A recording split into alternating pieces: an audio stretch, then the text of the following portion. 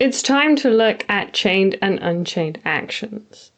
They can be a bit overwhelming at first, but I'll try and break it down for you.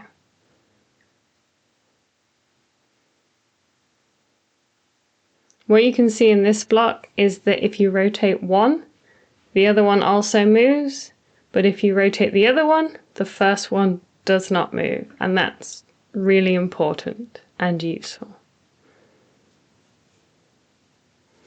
Before we get started, I expect you to have already seen all of the previous lessons, or at least be extremely familiar with actions and parameters. If you're not, I suggest that you review the previous lessons and then come back.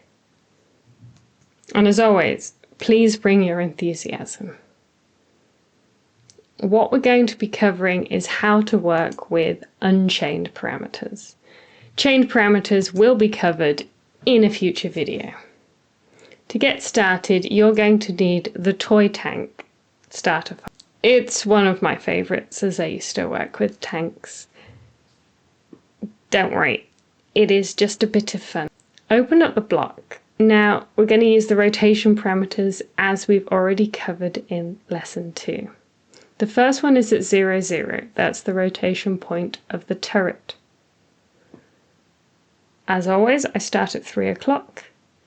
And just as a bonus, I'm going to click and I'm going to drag the grip point so it's in a better place. Then what we want to do is we want to add a rotate action. So select the rotation parameter and all the geometry that creates the tank turret. That's the part that we want to rotate to begin with.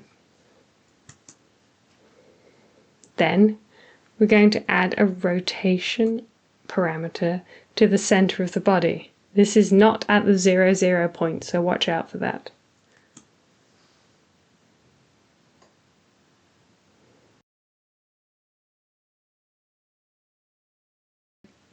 Again, add a rotation action.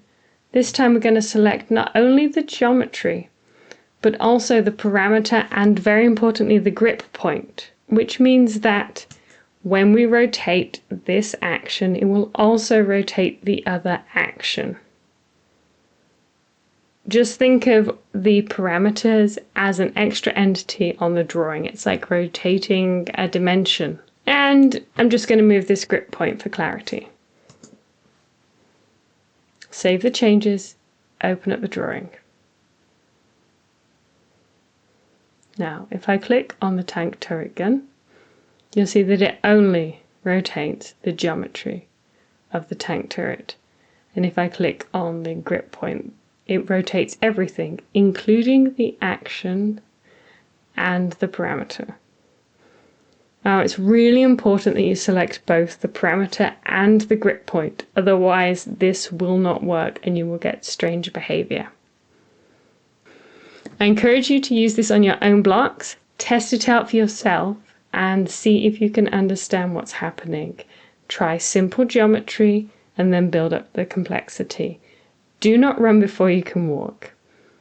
If you get stuck, just delete everything and start again. Or try selecting one object, selecting another object, and seeing what happens. Feel free to experiment, and it's okay to make mistakes. If you like what I do, please subscribe to my Patreon.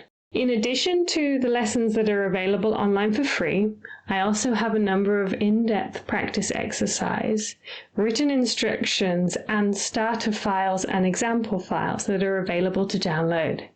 Please check the description. You're supporting not just me, but learners all over the world from a diverse set of backgrounds, different levels of education, and different starting points.